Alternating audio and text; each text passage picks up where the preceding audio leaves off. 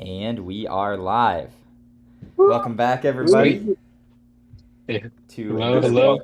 another week of live streaming with the upgraded team. This is going to be a fun one. Today, we're going to dive a little bit more into kind of like the backstory of upgraded and get some cool moments from John, who's the founder. If people don't know, things like that to kind of bring people up to speed a little bit on like the journey that we've gone through to get to where we are. But first, how's everybody doing today? Good. Good. Did everyone enjoy their 4th of July? I mean, it was Good time. It was great. It was fun to be able to do that 4th of July event. We missed you, Ben. Hope you enjoyed your 4th. I did. Are you just done celebrating the 4th, Brian, now that you're in Sweden, or do you still like you bring out like a little American flag and? Oh no, I fully dressed up. I'm surprised I didn't send you the picture, Ben. I saw it on Instagram. You're wearing, you and your son were wearing onesies. Oh, that's so cool. American flag onesies. That's right. Yeah. Oh, that's awesome. Yeah. So it was pretty sweet. I'll have to send you the picture. I'll post it in our Slack later. Okay. But yes, so the answer to your question, Ben, is I'm always celebrating. Doesn't matter where I am. Right. That makes me happy. I had a great time celebrating my grandpa's 98th birthday. Wow. His birthday is on the 7th. He was born 7/7/27, and 1927. Yeah. Oh. Yeah, we're coming up on 100 years for that guy. And he's awesome. He's like totally there. Wants to talk about business and the markets. And I love it. It's amazing. And we hung out on 4th of July, and then we had breakfast on Sunday, which I always drive down and have breakfast with him and my grandma and my cousin on Sundays. Dude, that's crazy. Can you imagine being alive from 1927 to now? What he has seen? Yeah. That's nuts. Yep. He constantly has like outtakes. I think when you're old, naturally you're thinking about old stuff, and so he has stories about his parents had to leave him with his grandparents when it was the Depression, and he would walk with his grandfather to a bar and get a glass of milk when his grandfather was getting a drink, and they lived in Texas. He'd walk like up the railroad tracks to Fort Worth and then go to that bar, hang out, and walk home. And that was like their Saturday treat. He would get the milk and his grandfather would get a beer. Wow. That sounds like a movie. Like there was some bootlegging also in our family.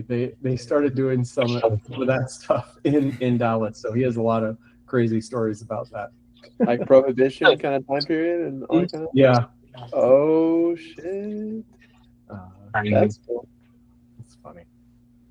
The other thing that happened in Texas that's just crazy is so much rain, and you've probably seen there's like 200 people are missing, dead. We have a couple friends who are nearby that area, and they're not living in their house. Nobody that we know passed away, but the friend of mine that I am getting like secondhand information from is saying like their kids lost some of their best friends. The house from them was completely washed away. Just wild. Texas's weather has been wild. Yeah, super sad. That is insane. I feel like I'm trying to remember.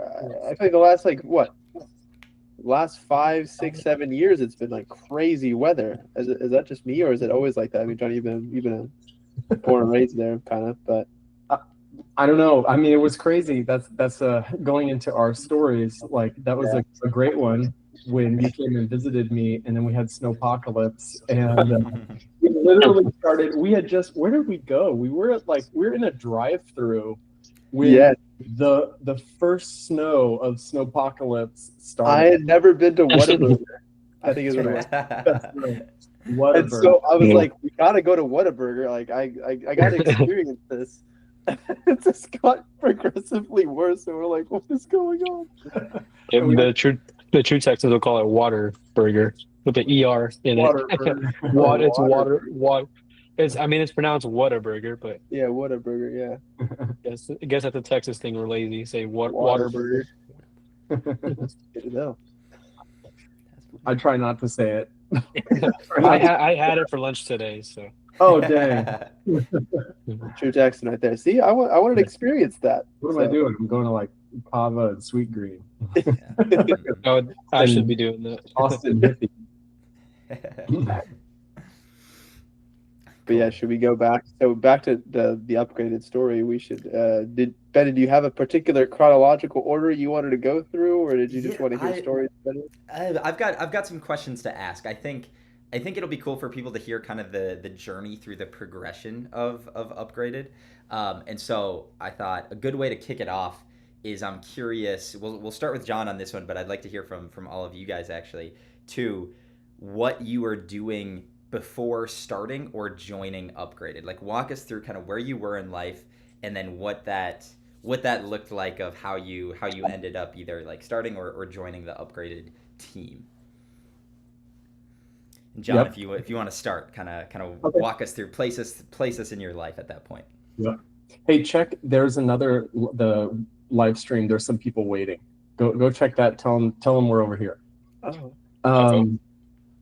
So Upgraded in a way has two births. There's like the 2016 birth that involved that I wasn't a part of. Like the original birth, I wasn't here. Two other guys created the company Upgraded Technologies Incorporated, and I came on maybe a couple weeks afterwards or a month or so. They had just got into Y Combinator, just started, or they were about to start, and it's like I knew the wife of one of the guys through friends of a friend's, and that took us into getting this contract in Sweden, Norway, Denmark, and Finland, where we helped them launch a iPhone upgrade program. That iPhone upgrade program had started in the US in 2015. So it was 2016. The Nordic countries wanted to put that kind of program live.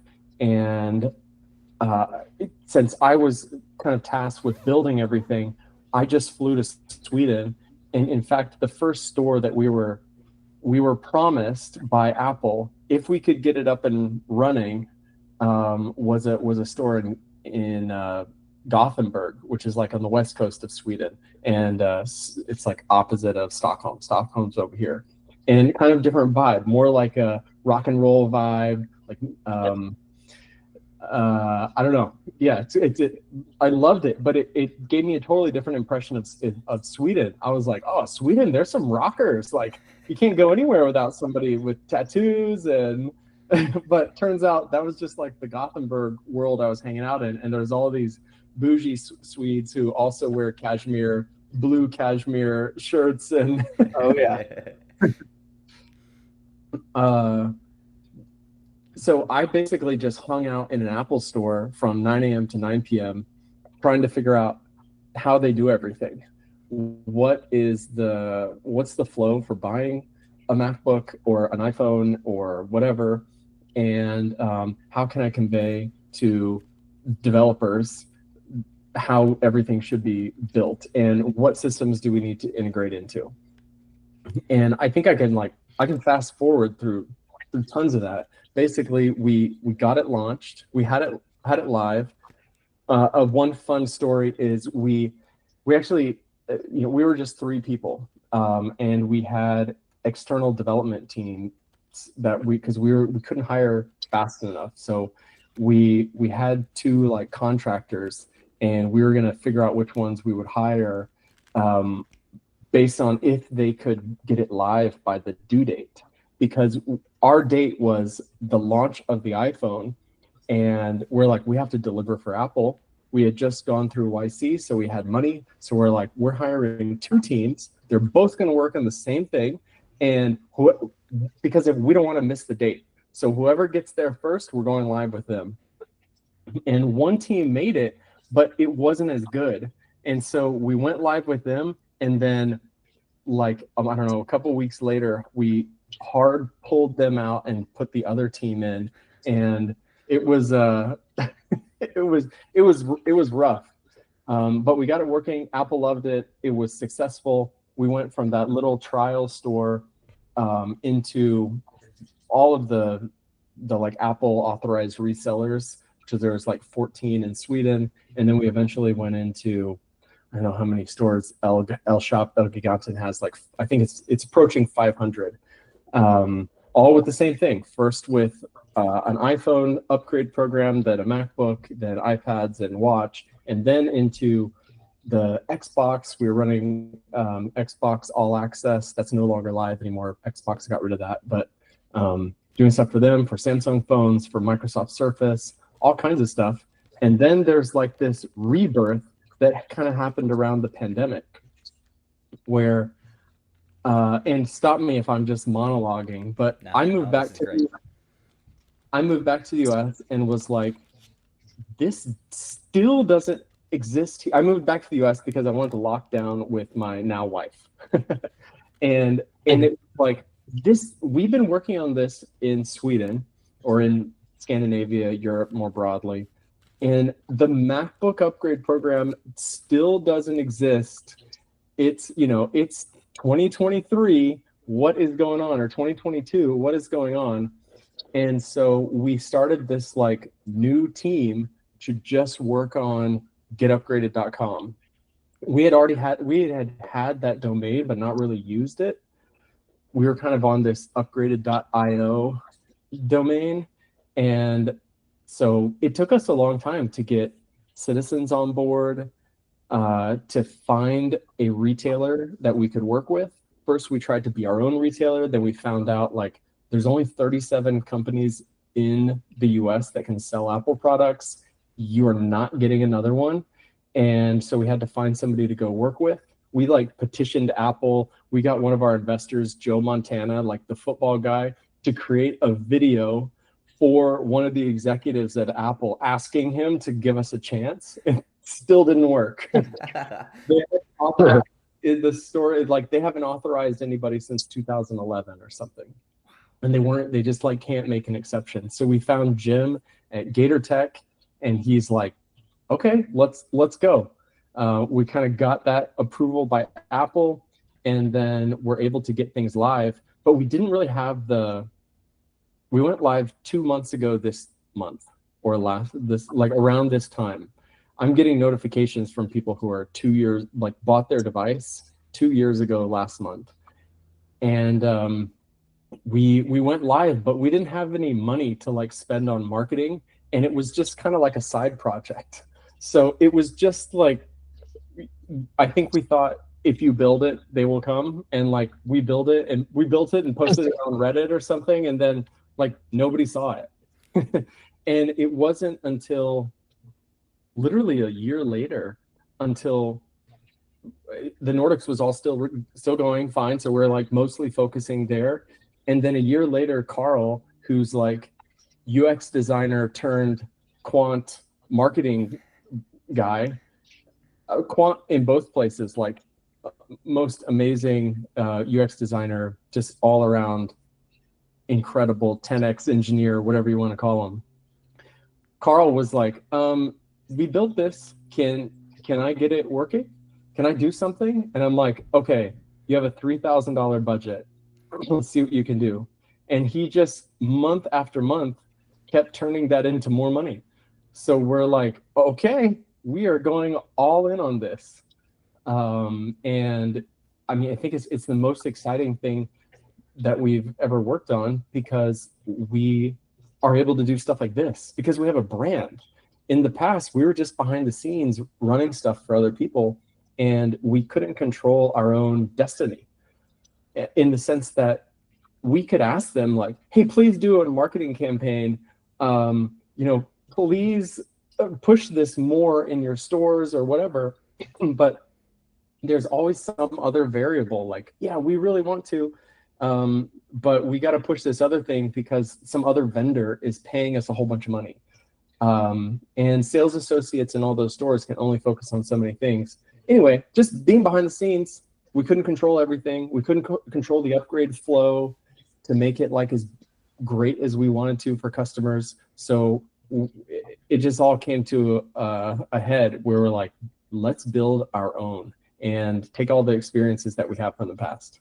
And okay, that's like where we're at. And we can merge in some stories because all three of us have full fun meeting stories. We can merge in some of those. Somebody else want to go? Yeah, no, that's great. That's great. And I like how it seems like getupgraded.com like was never really thought of as the main thing, at least initially. Like it was just kind of like, oh, we'll build this on the side, and then it turned into, all right, this is clearly working, and then we doubled down there. Yeah. Sorry, I have so much to say on any of this stuff. I mean, the reason is because it seems really exciting to think, okay, this other giant retailer or OEM or manufacturer, Apple or Best Buy, they have all the eyeballs and all the foot traffic. If we just latch on to them, it's going to be amazing. But that's not true, because those companies don't know how to execute on this stuff. When you're just behind the scenes, if nobody really, really is there to just completely care about it. And so that's where we had to learn the hard way. We're like, yeah, you can have great distribution through those channels, and you do print money, which we did for a while because we basically didn't have to do anything. When sales were good, we just made more money, and it just rolled in. And that's why we could invest so heavily. After a while, we decided to in the US, was because we had cash sitting in the bank. Okay, I'll push it back over to you, Ben. Yeah, no, that's good stuff. I'm curious to hear. Let's go, Brian. You next. Your like story of what you were doing before Upgraded, and then how you maybe met John, and then got started into the whole Upgraded life. Yeah, I'm a big startup guy. I really cared about working on small teams, building things. It's always been something I really cared about. And I had just recently been fired from my job, actually, my previous job. I got really close with the ex-CEO. I was really involved.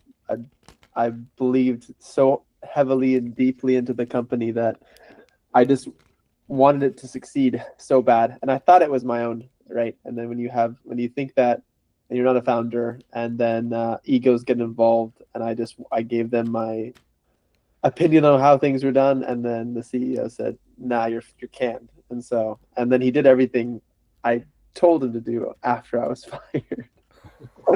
But anyway, no saltiness there. But at that point, I had been so I did let go, and I was like, all right, well, if I'm ever gonna get into another startup, which I wanted to, I'd said I'm either gonna start my own, or I'm gonna be part of a really small team of people with like no ego issues, / they actually let me feel like I'm part of the team where I can have opinions and I'm not going to get fired for having them.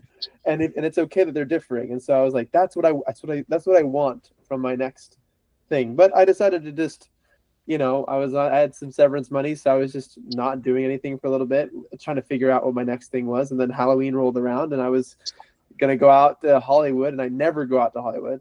Like, no, I stay in my little bubble of Manhattan Beach, and I love it. And my friend had said, no, we got to go.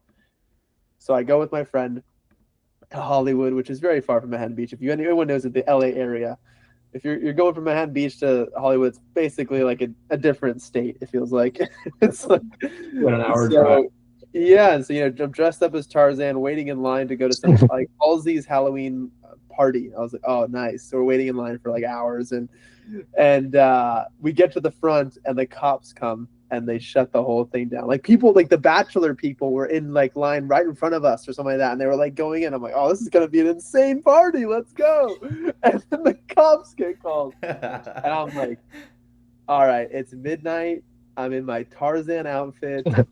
all the bars are full at this point. This was my one-way thing. I'm like, what am I gonna do now? I'm pissed. And I'm with my friend, and we're like, what do we do? But luckily, I had been going out almost every night because I didn't have a job. So I had met another person who was a DJ at another club. And she was like, hey, I'm actually at this place. I can get you in. So I go to this other place, and I'm like, all right, well, let's just shake it off, and this will be better. And then, like, we go. It's Sky Bar, I believe. And we walk in, and, like, no one's dressed up. And I'm like, Oh shit! all right, so this is Halloween, I guess, you know, except for the DJ girl, and then my friend who was with me, who was Cleopatra, and then we're walking around. I'm like, all right, well, I guess we'll just. It was a pool, and everyone was like super kind of like chill, nothing crazy was going on, and then there was these couple of drunk guys start catcalling my friend who was Cleopatra. That was not me. It was not John, to be clear. Yes, it was not. It was friends of another developer that we had. Yeah. And so then I heard someone call, "Hey, Tarzan!" And so then I walked over, and it was John and our old CTO, and we started chatting. And we're being friendly. We're like, "Hey, you want to slam some tequila shots?" So we're slamming tequila shots. And then we're like, what do you do? And I'm like, oh, well, I'm a software developer. And then they're like, yo, we're in tech too. I'm a software, talk to the CTO, and then John, and we were just like talking for a while. And then it got to a point where we're like, dude, we need you. Like, we need you. We need to hire this guy like right now. And I'm like, what is going on right now? I was just here to go for a party. I was not expecting to meet tech people in Hollywood. Yeah. And then they're like, I'm like, okay. We're actually gonna do this. Like, let me get your number, because I don't believe anything you're saying. But sure, well, maybe that'd be cool. We're gonna work on a project together. You guys seem awesome. We were having fun. We were slamming tequila shots. It was like, this is great. The next day rolls by, right? And I'm like, I text like pretty early. I'm like, oh my God, did that just actually happen? So I'm like, hey guys, it was a Friday night. I think the Halloween. Saturday morning, I'm like, what's up, guys? Like, what's the plan? Like, did that really happen, or should we meet up? And like, crickets. And I was like, yeah, too good to be true. Cool dudes, but there's no way I just got a job dressed up as Tarzan. Like, that's just too insane. And then that Monday though comes around, and I get a text from, I can't remember if it was you or our other CTO, and they're like, yeah, I think it was probably Martin. It might have been Martin. Yeah, it might have been. He was. I mean, he's more technical. He was sold on you. Yeah, he was. That's true. So then we met up in Culver City at a Starbucks, and they're like, yeah, let's do this. And I'm like, yeah, okay.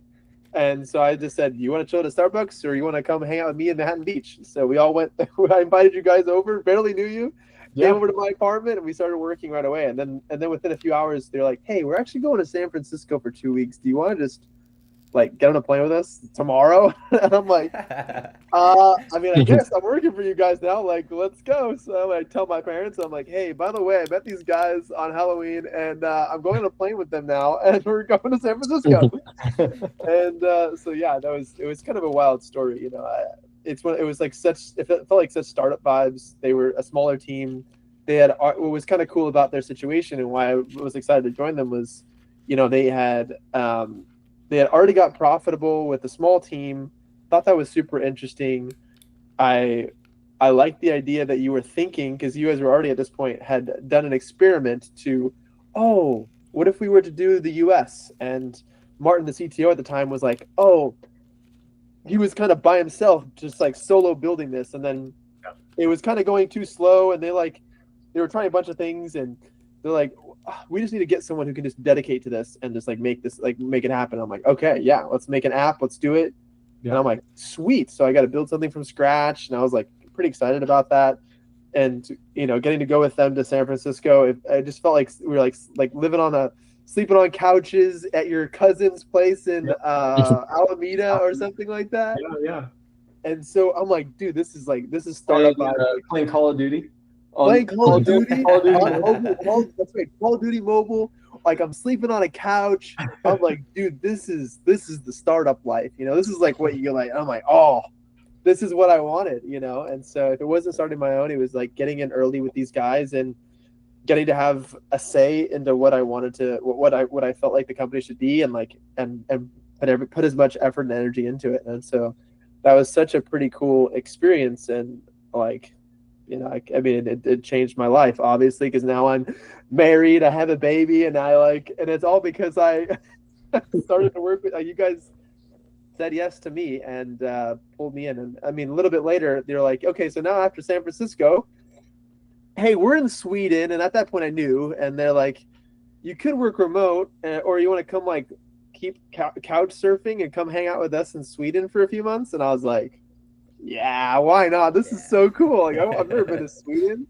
I've barely been I've barely been to Europe like a couple times. And so I was like, yeah, let's freaking go. And so that was right before I was right at 2020, right during the pandemic. So we got there January and did a crazy ski trip and everything like that. But then at the end, it was COVID. So it was a really interesting experience to kind of watch.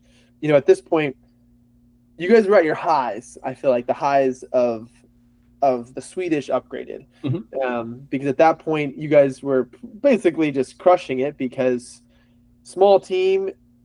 The financial market at that point and the regulations were pretty loose in Scandinavia. Yep. Therefore, a lot of people were coming in, and the value was there, and so that was, and we were able to get 0% for customers, which was great. That's right. And that was huge, right? And then it was, as I was there, you know, I got to focus on the U.S., but like I saw everything that was going on in Sweden because I was there and working with the people, and we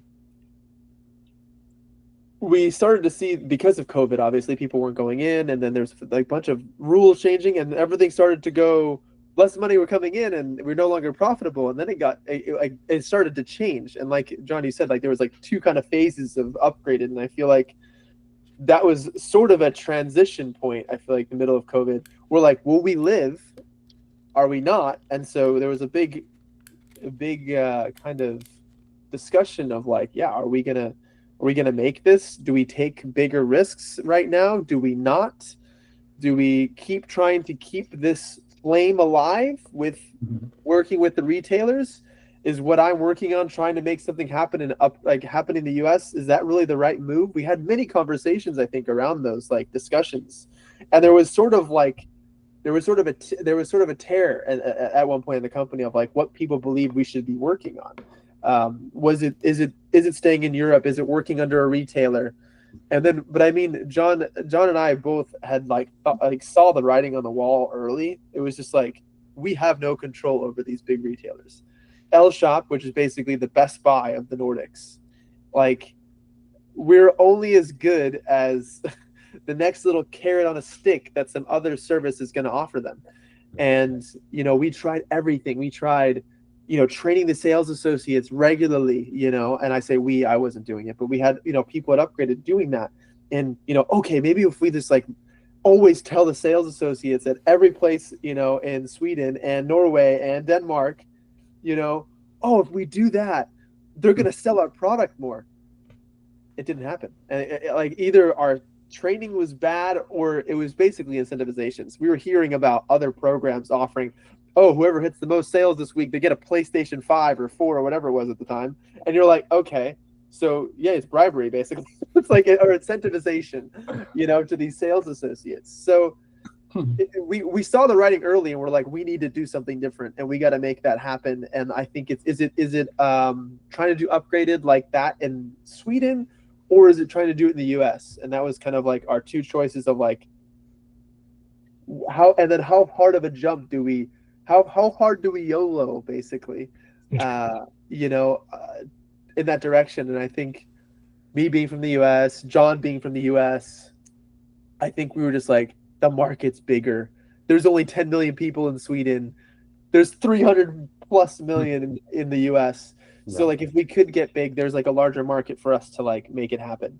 And then the other part was finding a bank partner that offered something that we felt was compelling, and we couldn't find it in the Nordics at that time because of all the regulations that were going on, right? They had really strict credit is so different in Europe, or at least in the Nordic countries, compared to the way we look at it in the US. And I think that's also like a cultural shift of like so you think like, oh yeah, well, wow, this is an amazing program, but I'm like, John, you and I both grew up in the U.S. And we're like, we had like that's what we're used to. That's what we see commercials. We see you own a credit card. You're supposed to have like five. Where whereas in like Sweden and those places, they're like, you're not supposed to have a credit card.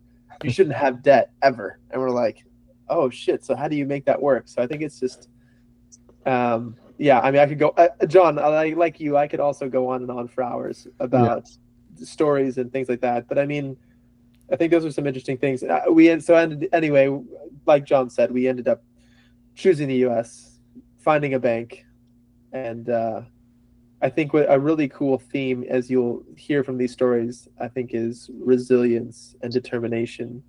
And I feel like we've almost died many times, yet we somehow come out and Phoenix rise through the ashes. And yeah, but we want to see the big growth. I think is from all of us, and I think this is the closest we've had to that now, and especially, and it's in our control. I think this time around versus when it was with L's shop. So I think that's kind of exciting.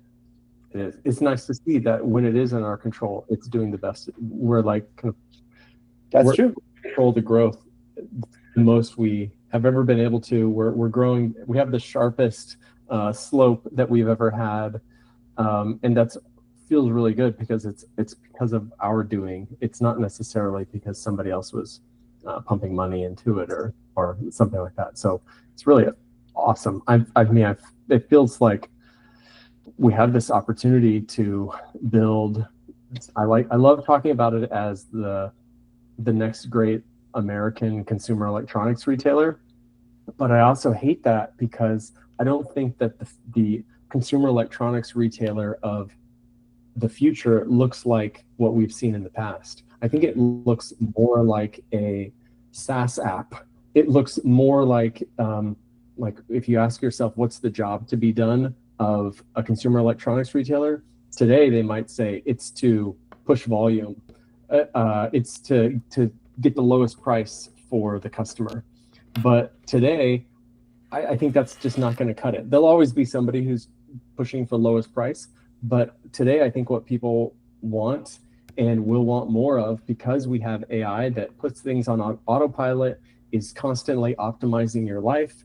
I think the thing that we're trying to create is this loadout. This is like the funnest way for me to think about it is like, what's your mission profile? Your mission is student, or your mission is financial advisor. Your mission is software developer. Okay, how do we equip you with the gear that makes you the best in the world at that? And a big central part of it is your laptop, but the rest of it is your Whoop strap, your desk, your microphone, your light. I'm looking at my desk. It's all these other things that are a part of your life. And in the next 10 years, for sure, depending on how ambitious you want to be, humanoid robots or some form of robots that are probably going to cost like $20,000 are going to be in that realm of things. And I wouldn't want to miss that opportunity for us to be like the ones who are helping you pay $350 a month for your $25,000 humanoid robot. That seems completely epic. The other thing that old retailers, maybe it was way more difficult to do all these other things, like doing the financing yourself or doing the insurance yourself or doing the refurbishing. They are just like build a shop and push stuff through it. Whereas I think to be competitive, to like essentially build a big moat around us, is we have to do more and more of all the kind of surrounding. We have to be vertically integrated, and you see that working really well with companies now. Obviously, a really great example is Tesla, who is like, we're just going to build everything from scratch, from the AI that's in the cars to the interface that's in the cars to the map that's in the cars, and the door and the seats, all of that stuff. Just build it all. So that's I'm super excited to build all of that. And I mean, I think that's how we create the next version of whatever Best Buy is. That's how you transition billions of dollars of sales that are going through these kind of traditional boring channels into something that's more modern. Yeah, I agree. And I see we have one person in the chat, Matt. We're just talking kind of the upgraded story and a little bit of the vision. But if you have any questions you want to ask us, throw them in the chat. We'd be more than happy to answer them. Thanks for joining, Matt. For sure. Oh yeah, Tolga was here came back too. I saw that. That was awesome. Nice. Thanks, Tolga, for stopping by. And maybe then we go to Dante. I'm curious to hear kind of your story, where how it intersected with the life of Upgraded. Totally. Before this, I'm 26 at the moment. When I first started with Upgraded, well, actually, I started with Equip, another company that John has started. I was 23 at the time. Same company. Yeah, basically the same thing. So I started with Upgraded at 23. Before that, I was still going to college. I was working for my bachelor's in business. At the same time, while doing that, just to put myself through college and stay afloat, I was working as a manager at different spots. So pre-COVID, I was working at a big movie theater place in West Texas. Was there for a while from 2018, my freshman year of college, all the way to 2020, and then COVID hit. And as we all know, every movie theater in the world pretty much disappeared. So that means I lost my job. In the middle of that, I was looking for another job. So I was like, well, I like managing. I like not being exactly the worker. I get to be in charge of the workers. So I found myself another job at CVS. John, you might not even know that. I didn't know that. Yeah, I was working at CVS as a manager for a while in West Texas. And so from there, I was like, I need to get out. I'm tired of being in West Texas. I want to go somewhere else. My brother had just moved, or my brother had been living in San Antonio for about 6 years. So I was like, hey, what do you think? Should I go down there? And so I went ahead and asked my advisor at school, hey, can I finish my last year, my bachelor's online? So yeah, go ahead. You completed the hours. And so I made that move. During that move, I was like, okay, I'm here now. I have some saved up money, but I need a job. And so I was like, I'm almost done with my bachelor's. Should I start working towards an internship somewhere, or should I get into a field that I want to start my career with? I was like, well, I'm still young. I want to meet friends. So then I applied to this place called Chicken and Pickle, where I just worked as a server for the meantime. And then, met a lot of good friends. I actually met the girl that I'm still with, and we have our daughter now. So turns out that place being one of the best places I ever went to and worked at. That's awesome. Surprisingly. Chicken and Pickle is great chicken sandwiches, and it's a pickleball court. There's a whole bunch, or there's like, I don't know how many, 16 pickleball courts or something. Oh yeah, the chicken sandwiches are too good. I think I gained like 10 pounds during that time, and don't know how I got a girlfriend during that time, but luckily I laid off of them and lost a few pounds. But anywho, while I was working there, this is where I get the story to meeting John. So there was a guy that worked at the Alamo Dome. For the people that don't know, the Alamo Dome is in San Antonio. Think of your biggest stadium nearby. So the guy that went to Chicken and Pickle, the manager of the Alamo Dome, he's like, hey, we need some servers here at the Alamo Dome for the private suites. He's like, you seem like you do a really good job here. He's like, would you like to work here as a side job? Because it's just a weekend gig. They have a few events every once a month or so. So I was like, yeah, sure, why not? So I took the job. Not too long after that, keep in mind, I was still going to school for my bachelor's. So I'm like, this is a great place to meet people. I mean, most people that go to the private suites, they usually have money or have a business, stuff like that. So like, I can totally network here and maybe figure out my next move. Like that might be my calling. And so in the middle of that, I've got a lot of people on LinkedIn, met a lot of people. And then just one day I got assigned a random suite, and I walked in and there was a bunch of guys like in their 20s and 30s and just a group of dudes. So I'm like, I got to talk to all these guys, see what they're doing. So I'm talking to all of them, like, hey, what do you do? What do you do? And just small, short conversations. And then eventually I get to John. I'm like, hey, what do you do? And then Me and him had probably had the longest conversation there. You know, it was a good conversation, a good time. It was at a football game, by the way, which I don't. That's probably the only football game John's gone to that I can think of since I've known him. Um, but but yeah. So he asked what I did. He's like, well, yeah, let's connect on LinkedIn.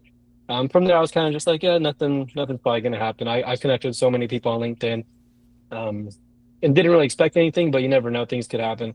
So he messages me actually like 2 hours later, or like an hour later after the event's over, and I'm just cleaning the suite. And he's like, "Hey, I totally forgot my jacket. Is it in there?" And so the cleaning crew already came by. We couldn't find the jacket. So I think this is where the part that maybe got me hired with John is I kind of went above and beyond, which is it's kind of what I do now. Since I'm the head of ops here at Upgraded, I'm always going above and beyond and helping people with their order. Or I'm trying to make them feel like I'm helping out my own. I try to treat everybody like I'm helping out my mom. Like I would want her to get the best help, so I try to do that for our customers. So with John, I remember I still have the LinkedIn messages, and I feel like anybody could have just said like, "Oh yeah, your jacket's not here. I'm sorry. You know, good luck. Have a good day." But I remember I went above and beyond. I didn't even know the Alamo Dome's what's it called, the lost and found number, but I searched it up that night, found it, sent it to him. I'm like, "Hey, they're closed today. Call Monday. You know, I hope your jacket's there. You know, good luck," and stuff like that. But I think that just shows like that's the position that I'm in now with Upgraded is head of ops. You know, helping people with everything. It kind of reflects to the story that how me and John met, of me going above and beyond to figure out things for him. So yeah, that's pretty much that's how we met. That's exactly right. And Yep. who's in there still in undergrad and is asking for the LinkedIn of all these like entrepreneurs? That was the first thing. I'm like, this guy's awesome. He's like hustling all of us while he's getting and then yeah, for sure. I mean, helping out like that. I'm like, okay, Dante's fucking awesome. And that's the same thing. I just feel like it doesn't really matter the task. You're like a really great generalist in that you can like just send things your way and you're like, I got it, I'll figure it out. And that's what you really want when you're a small team. You need a lot of people who are generalists and who are able to just jump on whatever the task might be and not have a lot of ego around it about like, you know, is this a big task or a small task, because everything is really important. So it's awesome. Maybe later we'll get specialists, but right now it's great that, you know, we are all low ego, eager to contribute, and you know, happy to get things. And actually, one more part to that. So, like I said, I was at Chicken and Pickle at the time as a server. Obviously, not my long-term goals to be a server. So I was right after that, I was thinking, what should I get into? So funny enough, I got back into managing at a different movie theater in San Antonio. So I remember it was my very first day there, and I think John had messaged me shortly after that. He's like, "Hey, I'm starting this new thing. You want to be part of the team?" And I was kind of just like, "Well, I don't know. Like, I wasn't sure what to expect and things like that." So shortly after, I remember it was my first day, and I actually called John. I was like, "Hey, I don't want to do this job." I was like, I feel like I'm back. I feel like I'm backtracking to whenever I was 19, 20 years old. I was like, but I want to grow. I want to learn. He's like, totally. He's like, let's get you started. Come to my house soon. We'll start working out of here. So from there, I was going there every single day, and I'm just learning slowly and learning what he does, what the company does, and ever since then, it's just been a growing experience, and I've learned a lot since 23. Now that I'm 26, and I'm still so excited for the future. There's so much. We're growing so much every day, and it's great to see the growth and be a part of it. Yep. I mean, we have 4.8 stars or 4.9 stars on Trustpilot because of you. So Thank you. Yeah. Trying my best.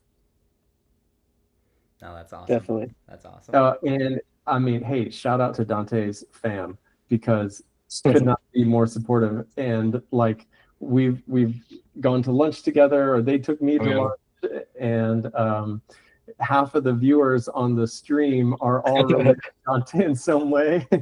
So I mean, I just love that. Good support. Awesome. Yep. Oh yeah, definitely.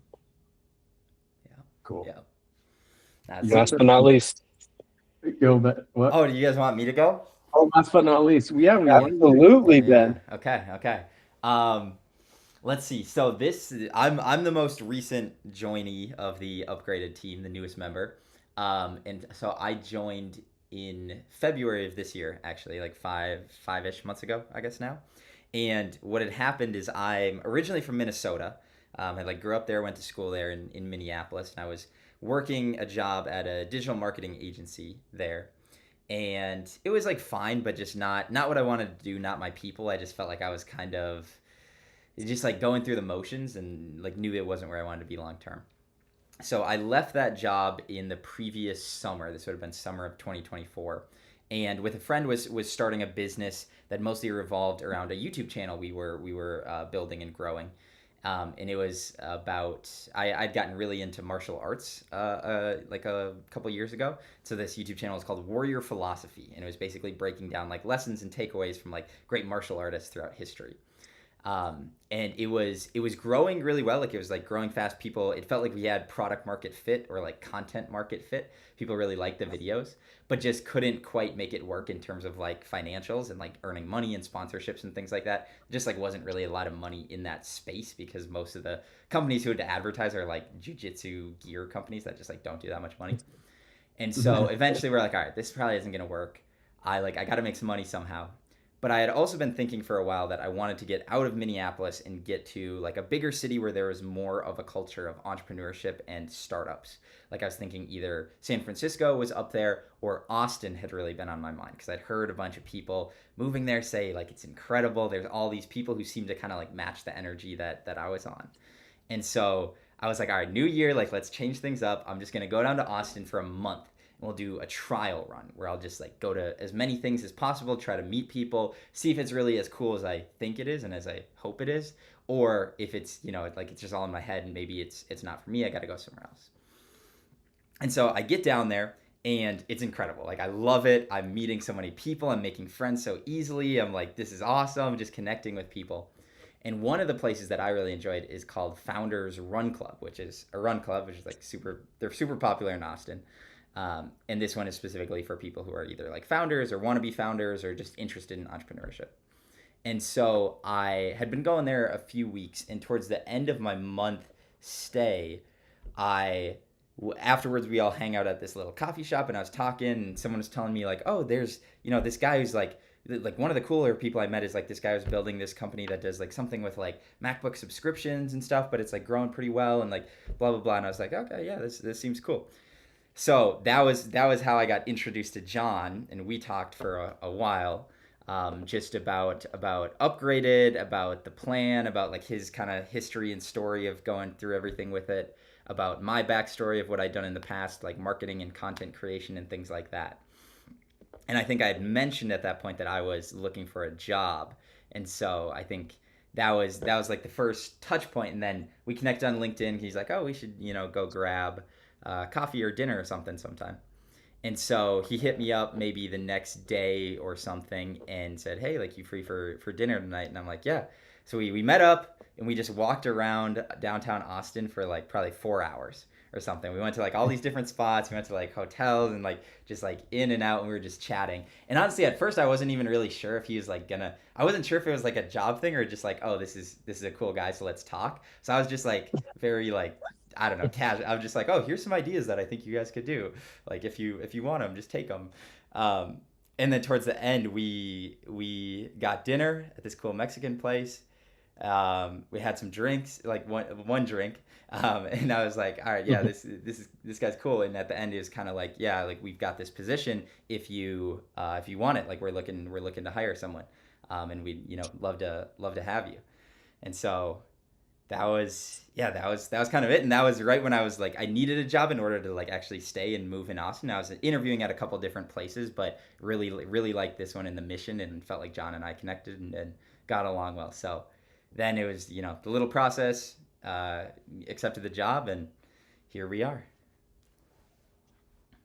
I think we negotiated.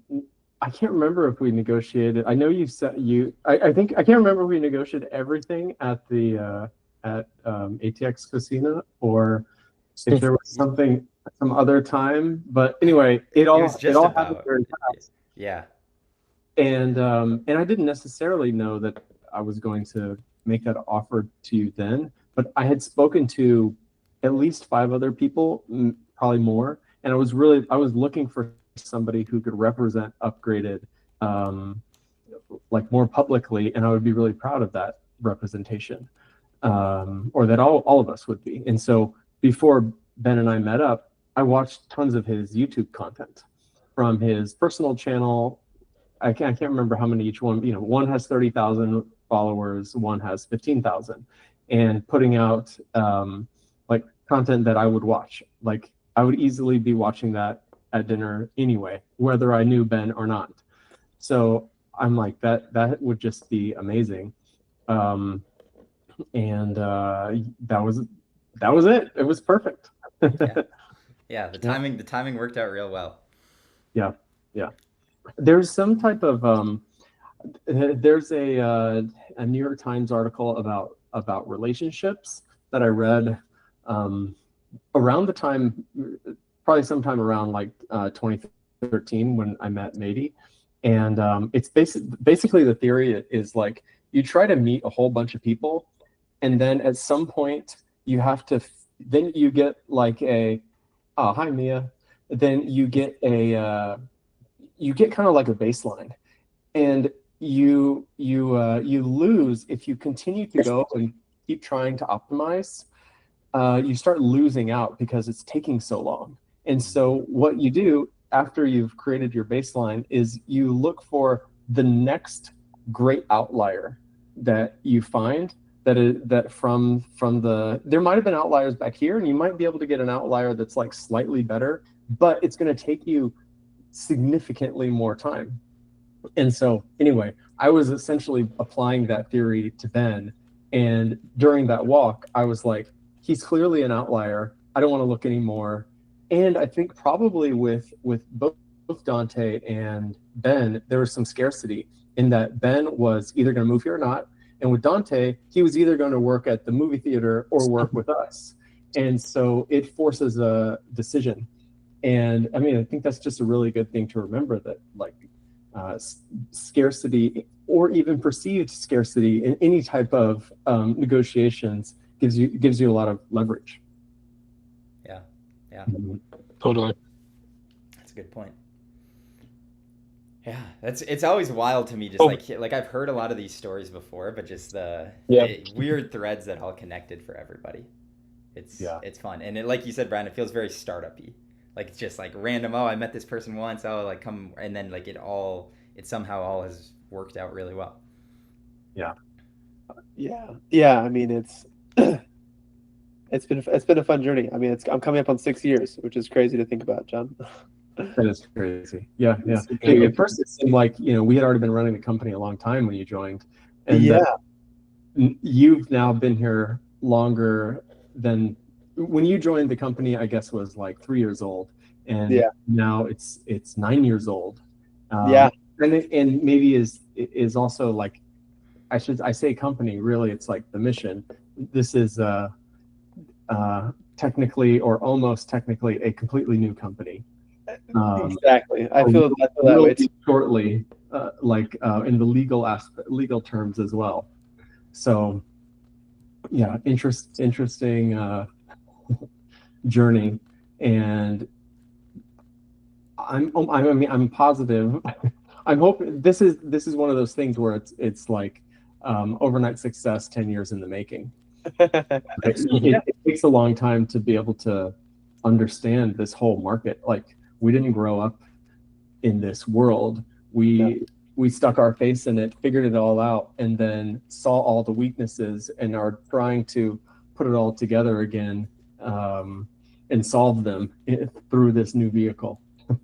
Yeah, and I think that I mean, there's so many lessons learned, I feel like, and that just comes with, like, going through it, like, but I think it's just like,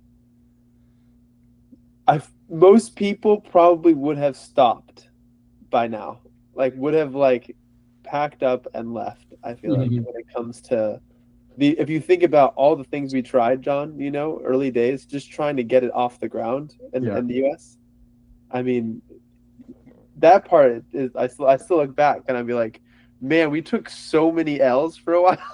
Like, yet we were like, okay, no, we'll go this way then. Okay, no, we'll go this way. And there was so much uncertainty for a couple of years where we're like, we don't know like what we're gonna do. And so that was sometimes when you get put into situations where you're in a corner, you have to fight your way out. So it's like you either gonna know, are you gonna make it out or are you done? Like that's so it really makes you think harder and be more creative to try to like make it happen. Would I want to be in that situation all the time? No, but I mean, I think for the amount of time that we were in it, it was like I need to get out of this corner. Like, it's like, or am I just gonna die? Like, I'm at this point, I'm ready for anything. Like I could see both ways happening, and so. What were some of the biggest ones, like the biggest moments like that, Brian, that you can think of where it's like I remember you were telling me one once, I forget the specifics, but of like something you thought was going to go through that would have been a game changer and then just like falls apart or like the partner goes bankrupt. Oh, like, yeah. Are there any that come to mind? Oh yeah. I mean, I don't know which one you're thinking. I mean, I don't want to throw shade. Oh man. But we were supposed to partner with somebody else before Gator Tech. And it was another retailer, and he was so interested. They were so interested as a group. We had told the bank, Citizens Bank, this is who we're partnering with. Yeah. And this is how it's gonna go. That's who we're launching with. And yeah, it's gonna be great. And they're like, okay, cool. And it was days before. We didn't hear from the CEO of this other. I'm like, John, we're supposed to launch with him in 2 weeks. I haven't heard a thing from him. We need to like sign papers and like make this thing go live. Like we did all the tech stuff. Like we built it all. Like, and then we're like, well, who do we launch with? And then I'm like, John, we called him many times, dodging our calls, and then all of a sudden we look on the news. Yeah, that the freaking company has laid everybody off and has ceased to exist. And then he calls and goes, yeah, knew for a while. And I'm like, bro, dude, left us hanging. And when you're in those situations, you're like, wow, we signed this partnership with Citizens Bank. We're like, okay, we're like doing this, a big relationship and making it all happen. And there's so many pieces, from at least on the tech side, just to like make sure everything's going to work right. And then like, there's legal and there's security and like all these things that have to go into play to like make all these things happen. And you're like, okay. And then we're like, oh yeah, of course we got to have our vendor and who we're going to work with. And to lose that right at the beginning. So you're like, all right, we're supposed to be happy. We're about to launch. This is so exciting. And then the wind gets blown out of your sails. And then we're like, okay, we need a plan B. We need plan C. Like, what is it? So we're calling up all these other retailers. We get on the phone with another one. They're like, oh yeah, we can totally do this. No problem. They ghost us for 2 months.